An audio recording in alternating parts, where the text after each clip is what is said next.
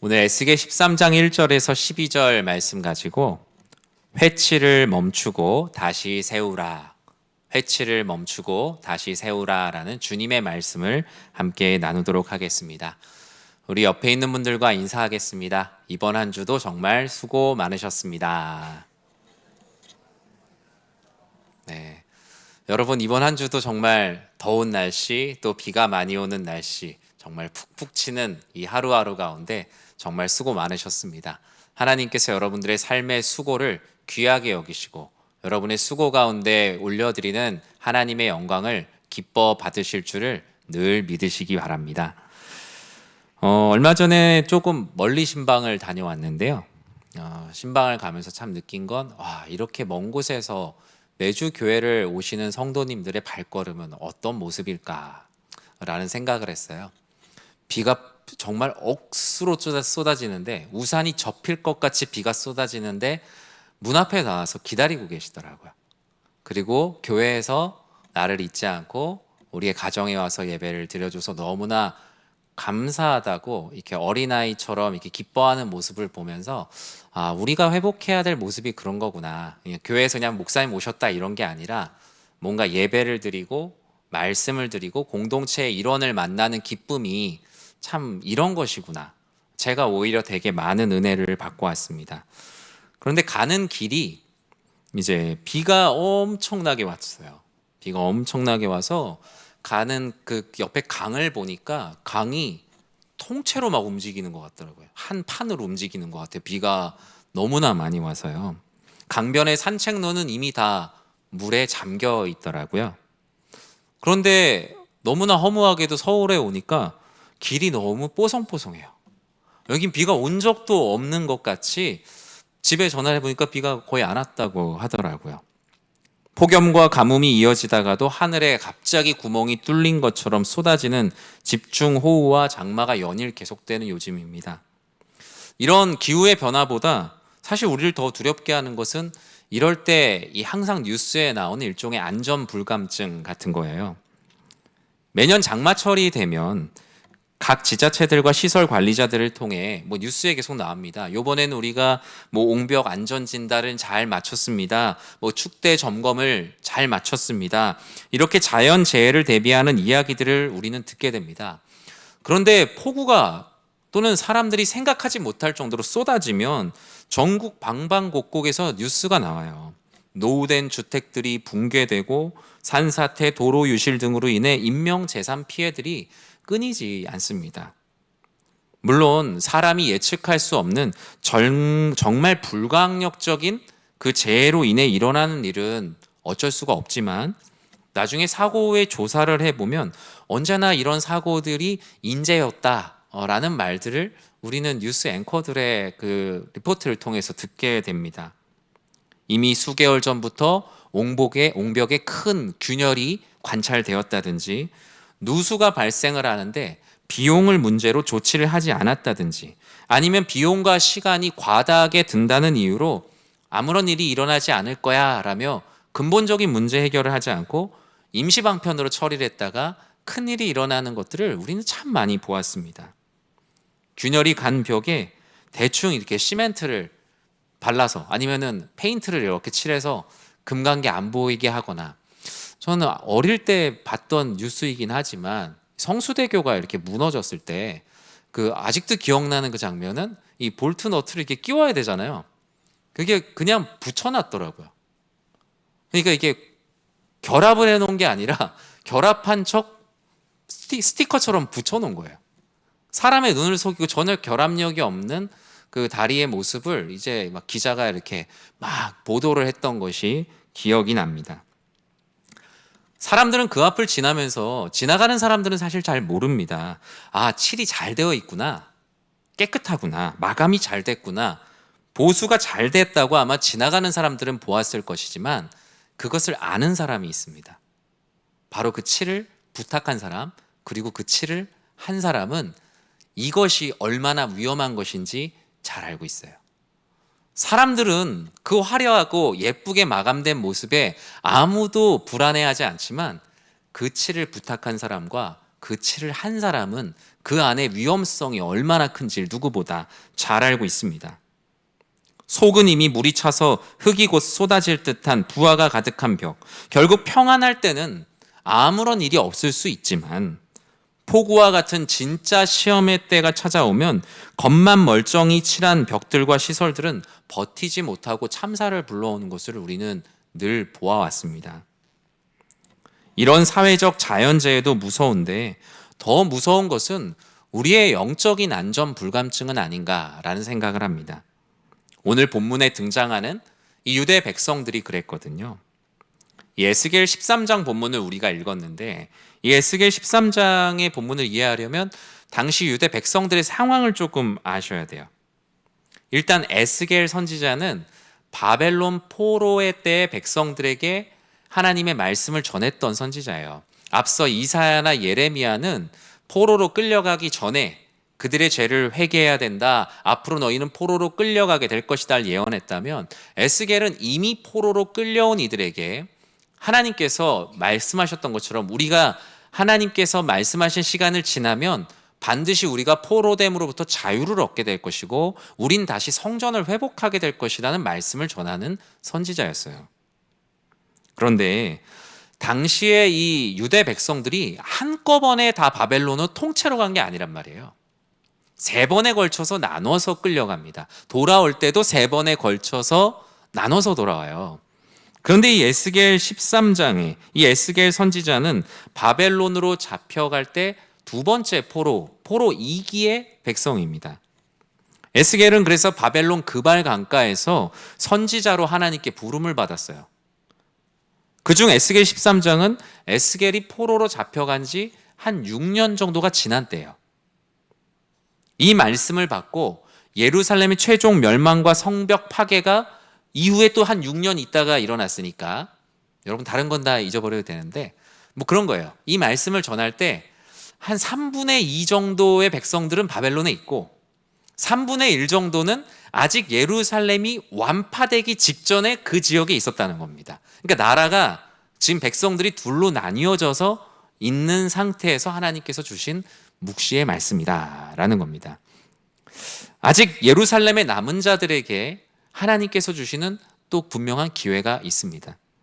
그리고 포로로 끌려온 대다수의 백성들도 지금 우리가 포로로 끌려온 하나님 앞에 우리의 죄악들을 통회하고 자복하고 무너진 신앙의 기초를 다시 처음부터 쌓아 올릴 근본적인 영적 보수 공사가 아주 필요한 때예요.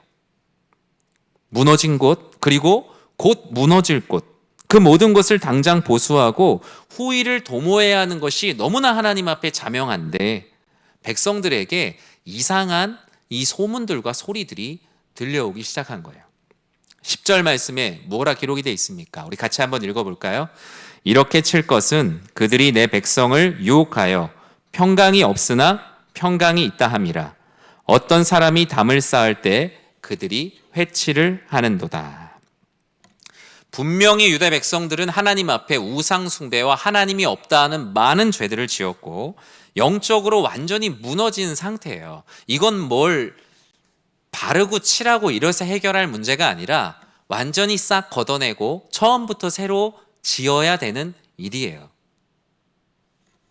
하나님의 참 선지자들도 바벨론의 포로로 끌려간 백성들에게 하나님이 정하신 때까지 거기서 신실하게 살면서 장차 돌아올 날을 위해 우리가 기도하며 하나님의 때를 준비하라라고 선지자들은 선포했어요. 그러나 오늘 본문에는 거짓 선지자들을 말합니다. 오늘 에스겔 13장 성경책에 여러분 보면 소제목에 거짓 선지자들의 종말이라고 적혀 있습니다. 이 거짓 선지자들은요, 하나님의 뜻을 모릅니다. 인기에 영합하는 사람들입니다. 자기 말을 듣고자 하는 사람들을 많이 불러 모아서 이 팬덤을 이루는 사람들이죠. 어쩌면 이사야, 예레미야, 에스겔과 같은 선지자는 오늘날로 얘기하면 어떤 대형교회 목회자는 아니었을 거예요. 아마 그를 따르는 사람들은 많이 없었을 거예요. 왜냐하면 사람들이 좋아하는 말을 했던 선지자들은 분명히 아니기 때문입니다. 거짓 선지자들은 하나님의 뜻에 관심이 없습니다. 그들은 오히려 끝까지 예레미야와 이사야를 통해 선포된 하나님의 말씀을 거부하고 예루살렘은 무너지지 않으니 평안히 생각하라고. 이거 잠깐 지나가는 일이니까 다시 그곳으로 가게 될 거라고 말하는 선지자들도 있었어요. 특히 거짓 선지자 중에 하나냐라고 말하는 사람은 하나님께서 이 바벨론 제국의 군대를 다 멸하게 하시고 포로들을 다시 예루살렘으로 돌아오게 할 것이라는 하나님이 하시지도 않은 말을 하나님이 하신 것처럼 말하고 다녔죠. 진짜 호가호의를 하는 거짓 선지자들. 말 그대로 겉만 그럴듯하게 칠하는 거짓 평안을, 무너진 것을 무언가 쌓아가는 사람들에게 그거 쌓지 말고 여기 대충 조금만 칠하면 된다고, 무너진 게 아니다라고 거짓말을 하는 선지자들이 많았다라는 거예요. 오늘 이 말씀은 우리에게 우리의 신앙이 때로는 무너졌다라고 느껴지는 순간에 우리에게 무엇을 말씀하는지를 볼 수 있는 말씀인데요. 우리도 때론 신앙이 무너지고 신앙이 상할 때가 있죠. 하나님 앞에 완전히 새로 시작해야 될 때가 있습니다. 그렇게 무너지고 상한 신앙을 회복하려면 오늘 본문은 우리 안에 그저 그냥 안 그런 척 덮어두는 회칠하는 신앙을 멈춰야 된다라고 말합니다. 앞서 읽은 본문의 10절 말씀처럼 백성들은 담을 엉성하게 쌓았어요. 하나하나 다 쌓으면 쉽지 않잖아요. 촘촘히 해야 쉬운데 빨리 그냥 대충 하려고 하는 거죠. 우린 그걸 날림공사라고 하잖아요. 제가 예전에 설교 때도 한번 말씀드렸는데, 저는 어릴 때 그 모자이크를 이렇게 색종이를 찢어서 붙이는데 이거 너무 비효율적이라는 생각을 되게 많이 했거든요. 크게 탁탁 붙이면 금방 끝날 걸 왜 이렇게 잘게 쪼개서 붙여야 될까 해서 어떻게든 크게 하려고. 근데 그러면 예쁘지가 않잖아요. 공사로 얘기하면 저는 모자이크 날림 공사를 한 사람이에요. 오늘 이 백성들은 자신들의 무너진 신앙의 담을 매우 엉성하게 쌓았어요. 그들은 매우 심각한 영적인 문제들 속에서 그 일을 심각하게 생각하지 않았어요. 예배를 잘 드리지 않아도, 하나님께 드리는 헌신과 헌금의 생활이 무너져 있어도, 말씀대로 살아가는 삶이 전혀 작동하지 않고 있어도 그냥 대충 이렇게 하는 거지. 그냥 큰 돌들을 얹으면서 얼기설기 바람도 막 들어오는 벽을 쌓으면서 이게 벽이네 하면서 사는 신앙생활을 했습니다. 그런 백성들의 죄의 무감각함에 이 무감각함이라는 금상에다가 첨화하는 사람들이 있었는데 바로 그들이 거짓 선지자들이었던 거죠. 참된 선지자라면 이거 다시 쌓아야 된다고, 중간중간에 엄청 구멍들이 많아서 벽으로서의 기능을 못한다고 얘기해 줘야 되는데, 거짓 선지자는 그럴 수가 없어요. 이 사람들 다 내 사람이 돼야 되거든요. 잘하고 있다고, 힘드니까 그냥 그렇게 하는 거라고. 백성들의 엉성한 돌담에다가 이거 이렇게 쌓는 것도 힘드니까 여기 대충 칠하고 대충 이렇게 예쁘게 마감하면 다 잘 쌓은 것처럼 보이니까 그렇게 하자라면서 오히려 더 훈수를 둡니다. 성경을 읽다 보면 여러분, 회칠한다는 표현이 몇 번 나오죠. 성경에서 말하는 회칠은 공사로 얘기한다면 문제를 해결하는 근본적인 보수공사는 아닙니다. 속은 부패하고 무너졌는데 감추기 위해서 겉만 거룩하고 깨끗하게 포장하고 칠하는 거짓과 위선을 상징하는 게 성경에서 말하는 회칠이에요. 특히 에스겔 14장에서 13장에서 말하는 회칠은 문제를 전혀 해결할 수 없는 부질없고 허탄한 것들을 말합니다. 당시 사람들이 회칠을 언제 했습니까? 돌과 흙을 엉성하게 쌓은 벽에 그 엉성함을 감추기 위해서 그 푸석푸석한 흙을 대충 때려박고 거기에다가 회를 칠합니다. 석회가루, 하얀 석회가루를 깔끔하게 바르면 되게 단단한 석축의 벽처럼 보입니다. 겉은 하얗고 깨끗하고 단단해 보이지만 비바람이 치며 흙이 물을 먹으면서 그대로 무너져 버리는 거예요. 유대인들 역시 신약 성경에 보면 절기가 되면 정결 예식을 위해서 곳곳에 있는 무덤에다가 석회를 하얗게 칠했어요. 예수님께서 회칠한 무덤 같다라고 얘기하는 장면이 바로 거기에서 나오는 건데요. 왜 무덤에다가 하얀 회를 칠했을까요? 길 가던 사람들이 무덤인지 모르고 거기에 앉거나 부딪혀서 다칠까봐가 아니라, 어때요? 죽은 시신이나 무덤을 만지면 율법의 정결법상 부정한 사람이 되니까 여기 무덤이 있습니다라는 걸 알려주기 위해서 그 무덤 위에다가 하얗게 예쁘게 무덤을 칠해놨어요. 예수님은 이를 비유로 들어 겉은 하얗게 정돈되어 있는 것처럼 보이지만 속에는 죽은 자의 시신과 온갖 더러운 것이 가득한 위선을 바리새인들을 향해서 회칠한 무덤 같다라고 표현을 한 겁니다. 우리의 신앙은 여러분 어떠십니까? 우리 역시 하나님 앞에 완전히 처음부터 다시 쌓아야 하는데 회칠한 신앙이라는 매너리즘, 우리의 어떤 영혼의 안전 불감증에 빠져서 대충 도를 쌓으면서 살아가고 있지는 않습니까? 내 마음의 중심에는 하나님보다 더 소중한 것들, 세상의 안락함을 더 사랑하면서도 내가 나 그래도 주일 예배는 잘 드리고 있으니까 라면서 얼기설기 도를 쌓고 나는 지금 벽이 있다라고 생각을 합니다. 주일 예배라는 예배를 통해 나의 신앙을 심지어 회칠할 수도 있는 겁니다.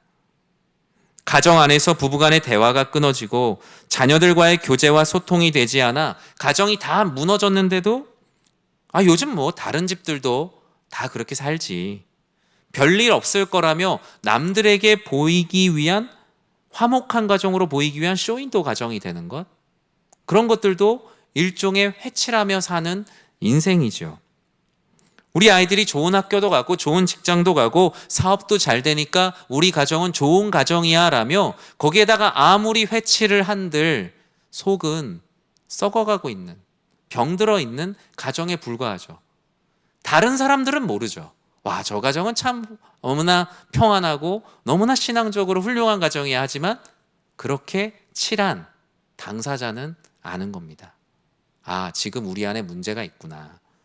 그런데 그것을 백날 칠하니 나중에 큰일이 일어나면 그때 돼서 완전히 무너지게 되는 것이죠. 기도의 자리에 와도 내 죄에 대한 진정한 통회가 없이 그냥 내가 기도에 왔으니까 충분하다라고 말하는 것도 일종의 회칠하는 신앙생활이 될 수 있겠죠. 나는 기도하러 왔으니까 하나님이 알아서 복을 주시겠지. 진짜 깊은 영적인 균열은 그냥 페인트 칠하거나 방수포로 덮어두거나 그냥 예쁘게 잘 꾸몄다고 그것을 안전하게 여기며 살아가고 있지는 않은지 우리는 우리 스스로의 신앙을 돌아봐야 합니다. 사랑하는 성도 여러분, 다른 건 좀 괜찮은 척하고 좀 좋은 척 할 수 있지만 하나님 앞에 우리의 신앙은 결코 척하는 삶이 되어서는 안 될 것입니다. 하나님 앞에는 괜찮지 않으면 괜찮지 않음을 그대로 보여드려야 합니다. 하나님 앞에는 내가 거룩한 건 둘째치고 너무나 속물 같은 모습이어도 그럼 하나님 제가 왜 이렇게 됐을까요? 라며 하나님께 그 무너진 모습을 그대로 보여야 합니다. 그렇지 않으면 우리의 회칠하는 신앙생활은 결국 하나님을 속이는 것이며 결과적으로는 나의 영혼을 죽이는 겁니다. 다른 사람들은 몰라도 나는 아는 거예요. 내가 요즘 어떤 신앙생활을 하고 있는가? 교인들에게 보이기 위한 쇼윈도우 신앙생활을 하고 있는가? 아니면 정말 그냥 하나님조차도 내가 속일 수 있다고 생각하며 하나님 앞에 체면치레하는 신앙생활인가? 세상 사람들은 겉에 칠해진 예쁜 색의 페인트로 현혹이 되지만 하나님은 그런 외형을 보고 신앙의 구조 진단을 하는 분이 아니시죠? 요즘에도 보면 건축하면 전 잘 모르지만 촬영을 하잖아요. 그럼 이 벽 안에 뭐가 들어있는지도 다 볼 수 있는 시대가 되었어요. 그런 촬영 하나도 그런데 하나님이 우리의 신앙의 구조 안전 진단 검사를 딱 했을 때 와, 얘는 철근이 하나도 없구나. 순살이구나. 신앙이 완전 탁 치면 다 부서지는 아주 그냥 웨하스 같은 조직이구나. 우리 안에 어떤 말씀의 뼈대가 없이 사람들이 볼 때 보이는 그 부피와 볼륨감, 아름다움으로 마감만 예쁘게 해놓고 있다면 큰 폭우가 오고 장마가 오면 어떻게 될까요? 사람은 속아도 하나님은 속지 않으십니다. 회칠 너머에 썩어가는, 무너져가는 내면의 균열을 주님께서는 눈동자와 같이 바라보고 계십니다. 그러기에 우리는 안 그런 척 덮어주는 회칠하는 신앙을 멈춰야 돼요. 여러분, 수채화 그릴 때 계속 같은 자리에 덧칠을 해보셨어요? 어떻게 되죠? 구멍 납니다. 계속 칠하면 구멍 나요. 빵꾸 난다고요. 우리의 신앙생활도 계속 덧칠하면 될 것 같은데 어느 순간 같은 자리 계속 칠하면요, 구멍 나는 겁니다. 만약 그럼에도 불구하고 이 에스겔이 전하는 진단과 경고를 겸허히 받지 않으면 어떻게 됩니까? 11절과 12절은 아주 무서운 말씀을 하고 있어요. 같이 한번 읽어볼까요? 그러므로 너는 회칠하는 자에게 이르기를 그것이 무너지리라. 폭우가 내리며 큰 우박덩이가 떨어지며 폭풍이 몰아치리니 그 담이 무너진 즉 어떤 사람이 너희에게 말하기를 그것에 칠한 회가 어디 있느냐 하지 아니하겠느냐. 회칠한 담은 건축적으로 보면 날씨가 좋을 때는 아마 별 문제가 없을 거예요. 기초부터 단단하게 쌓은 구조물과 그 모습이 외형이 비슷해 보이지만 실제로 그 강성과 안전은 완전히 다르죠. 그러나 폭우가 쏟아지고 폭풍이 오는 것처럼 우리 인생에 시험과 시련이 닥쳐오면 진짜 구조물과 가짜 구조물은 완전히 다른 결과를 보입니다. 마태복음 7장에도 반석 위에 세운 집과 모래 위에 세운 집을 대조적으로 보여주고 있지 않습니까? 평안할 때는 우리 모두 하나님을 찬양하며 살아갑니다. 하나님이 모든 이들에게 복을 주시고 기도만 하면 다 들어주시고, 그러나 인생에 예기치 못한 질병의 폭우가 쏟아지면 우리는 어떻습니까? 우산도 전혀 준비하고 있지 않습니다. 사업의 위기, 경제적 어려움이라는 폭풍이 몰아칠 때 어떻습니까? 하나님이란 집이 없어도 밖에 그냥 서 있어도 내가 살 수 있다고 자신했었는데 그 바람 앞에 가장 먼저 날아가는 것이 우리의 믿음입니다. 하루의 고난으로 끝나지 않고 그 고난이 마치 장마처럼 우기처럼 한파처럼 오랜 시간 우리를 괴롭히면 우리는 어떻습니까? 이런 폭우와 우박덩이와 폭풍이 몰아칠 때 말씀과 기도라는 기초 체력, 우리의 반석과 같은 신앙이 준비되어 있지 않으면 겉모습만 그럴듯한 회칠해둔 신앙은 한순간에 무너지는 겁니다.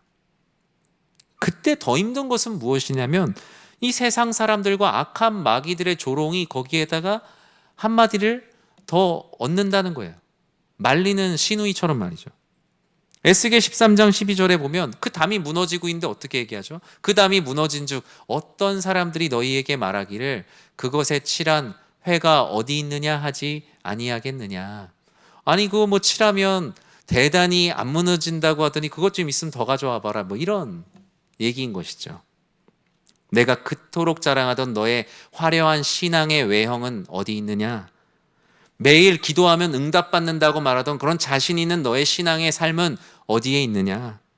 신앙생활만 하면 만사형통하다고 떵떵거렸던 너의 신앙의 자신감은 어디에 있느냐고 세상과 악한 마귀는 우리를 끊임없이 조롱하고 참소합니다. 사랑하는 성도 여러분, 인생의 큰 폭풍, 장마, 폭우가 찾아오기 전 우리는 우리 신앙의 근본적인 문제를 아주 면밀히 점검해야 합니다. 거짓된 회칠은 없는지, 사람들에게 보이기 위해서 예쁘게 붙여놓은 것은 없는지, 헛된 종교적 타성에 우리 스스로를 속이지 말아야 합니다. 내가 나를 속일 수가 있나요? 진짜 잘 속이면 내가 나를 속일 수도 있다고 합니다. 심리적으로. 자기가 자기를 기만하는 거죠. 근데 일반적으로는 쉽지 않죠. 내가 하고 있는 일이 잘못하다는 것을 알고 있어요. 다른 사람들은 몰라도 말이죠.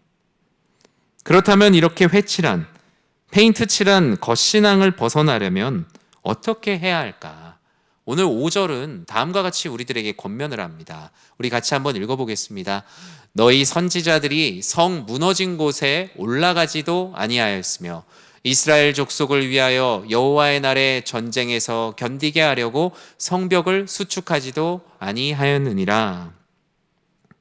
무너지고 상한 신앙을 회복하기 위해 오늘 본문은 무너진 신앙과 그대로 직면할 것을 권면합니다. 결국 거짓 선지자들은 무엇입니까? 무너진 신앙의 현장을 보지 못하게 현혹하는 겁니다.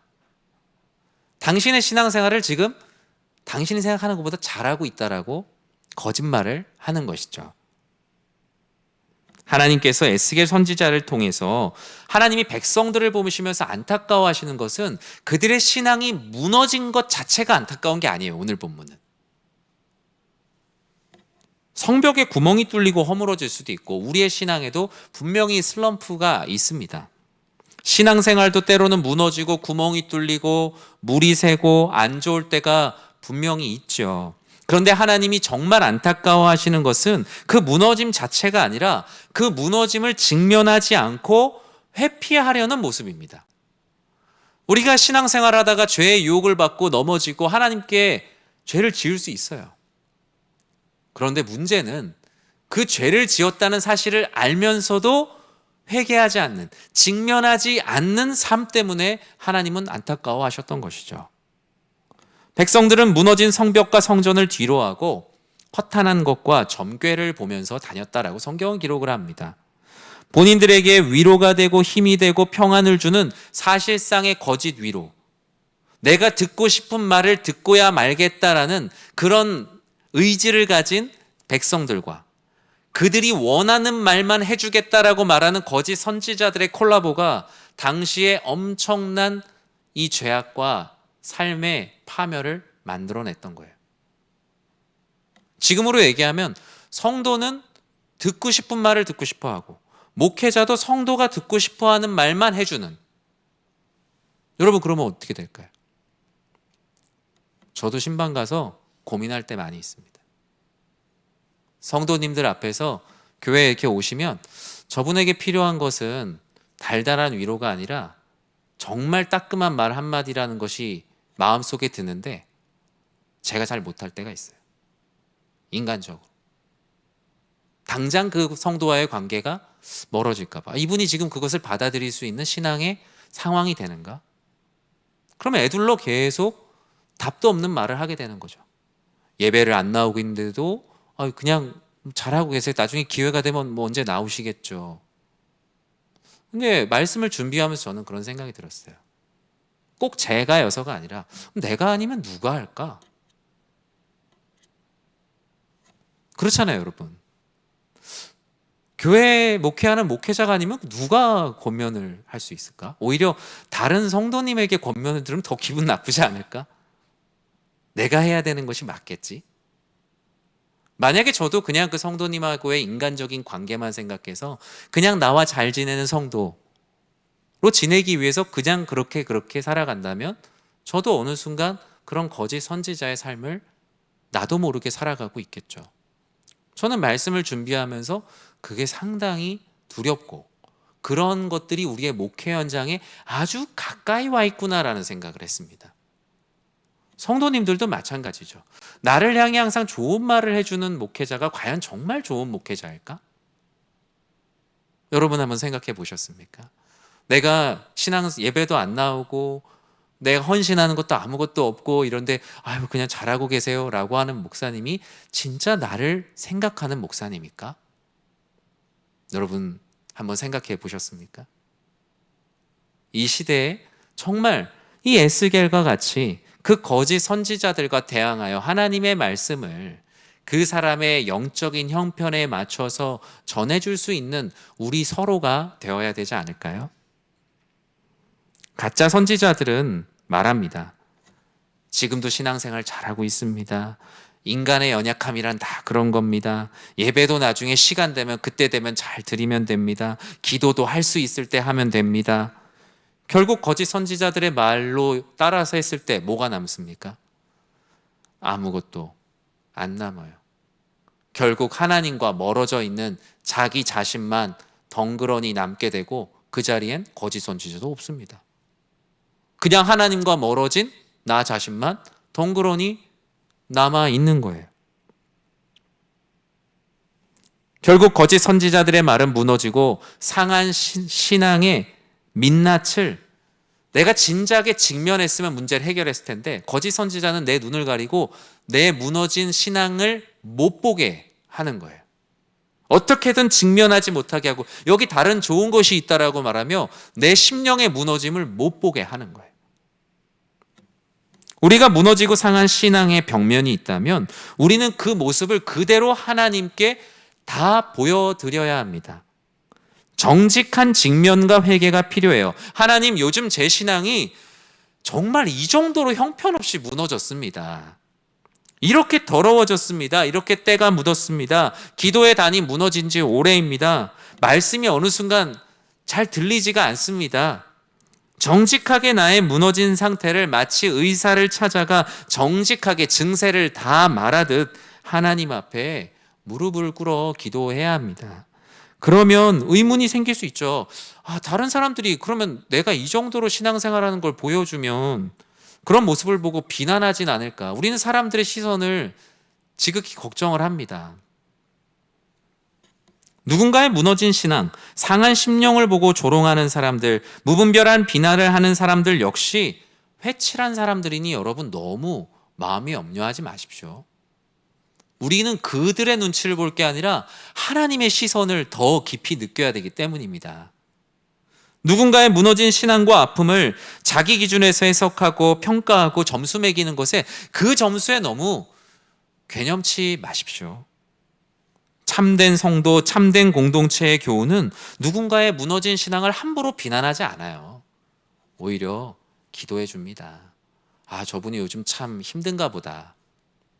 여러분 요즘 마음으로 되게 많이 어려우신가 보다. 오히려 그 무너진 신앙의 틈새를 메워주려고 다가오지, 기도해 주지, 챙겨주지 함부로 비난하지 않습니다. 말씀을 맺습니다. 우리의 신앙이 무너졌다고 느껴질 때 바로 그때가 나의 무너짐을 인정하고 하나하나 다시 쌓아갈 때입니다. 하나님은 얼마나 높이 쌓았냐를 가지고 우리를 평가하지 않으십니다. 그냥 그 쌓아가는 진실함, 그 순종하는 모습, 그 모습을 보고 기뻐하시죠. 우리 아이들이 재밌게 이렇게 뭘 탑을 쌓을 때 꼭 높이 쌓아서도 박수도 쳐주지만 아이들이 그 조망만한 손으로 어떻게든 잘 쌓아가려고 하는 모습을 보며 부모님이 자녀를 향해 박수를 쳐주는 거지요. 삐뚤삐뚤하게 쌓았어도 어떻게든 해보려고 하는 그 마음입니다. 오늘 이번 금요기도에 모인 우리도 우리 교회의 영적인 수축자, 재건 공동체로 우리는 모였습니다. 교회와 사람들의 분위기, 사람이 만들어내는 회칠일 수도 있다는 영적 경계심을 저는 늘 갖고 있어요. 교회 분위기가 좋다. 요즘에 성도님들이 많이 모인다. 이런 모든 것들이 때로는 우리의 어떤 신앙의 본질을 못 보게 하는 회칠하는 것이 될 수도 있다는 영적 경계심을 항상 가지고 있어요. 우리는 언제나 우리 공동체와 우리 신앙의 중심을 보아야 합니다. 우리가 얼마나 하나님을 사랑하는 교회인가? 우리 교회 공동체 안에 이웃들, 소외된 이들은 없는가? 우리는 정말 말씀을 사랑하는 공동체인가? 아니면 말씀을 견디는 공동체인가? 우리는 정말 기도하기를 기뻐하는 공동체인가? 기도가 우리 안에 요식행위가 되어 있지 않은가? 겉만 회칠하는 교회와 나 자신의 심령이 아니라 우리의 중심을 날마다 세워야 합니다. 세상과 타협했던 마음의 균열을 정직하게 하나님께 내어놓으면 됩니다. 우리의 기도에 어떤 큰 망치를 들고 내 삶의 회칠한 담과 같은 위선과 거짓은 남이 깨기 전에 내가 다시 깨고 처음부터 시작하는 것이 훨씬 더 좋다고 성경은 말합니다. 이번 여름이 우리 주일학교 우리 아이들, 청소년, 청년들만 이 여름에 성경학교하고 수련할 것이 아니라 우리 또한 이 여름 가운데 하나님의 말씀으로 스스로를 돌아보고 내 안에 회칠한 모든 것들을 싹 뜯어내고 처음부터 신앙으로 다시 세워가는 이 복된 여름이 되시길 주님의 이름으로 간절히 축원합니다.